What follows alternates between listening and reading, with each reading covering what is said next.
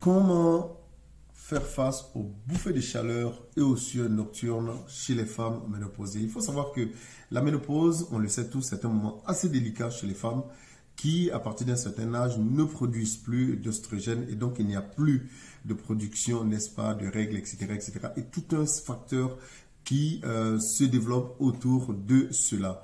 Mais comment faire face à ces bouffées de chaleur et à ces sueurs nocturnes? Premier niveau, il faut savoir que vous devez voir votre alimentation.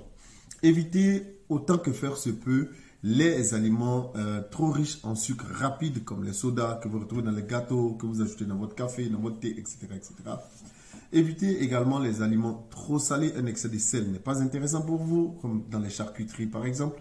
Et puis, faire attention également aux produits laitiers et aux dérivés laitiers comme les fromages et les différents laitages, etc., etc.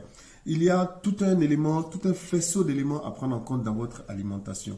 En ce moment-là, il faudra que vous favorisiez énormément la consommation de légumes et de fruits ainsi que des grains dans votre alimentation. Cela va vous amener à pouvoir faire face, n'est-ce pas, à ce désagrément physique.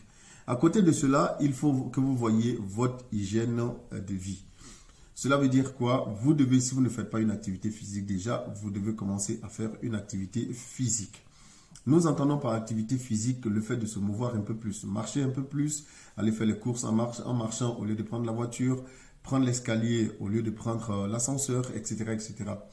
Et puis, à côté de cela, faire attention à votre espace où vous dormez. Dans votre chambre, vous devez aérer au maximum votre chambre.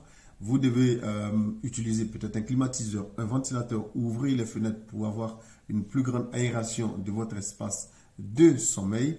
Et puis, en dormant, évitez de vous couvrir trop simplement parce que en vous couvrant assez léger, en dormant assez légèrement vêtu, vous avez la possibilité de pouvoir faire face aux différentes variations de température entre l'intérieur et l'extérieur et donc ça va vous permettre de pouvoir dormir beaucoup plus tranquillement et d'avoir des nuits beaucoup plus paisibles.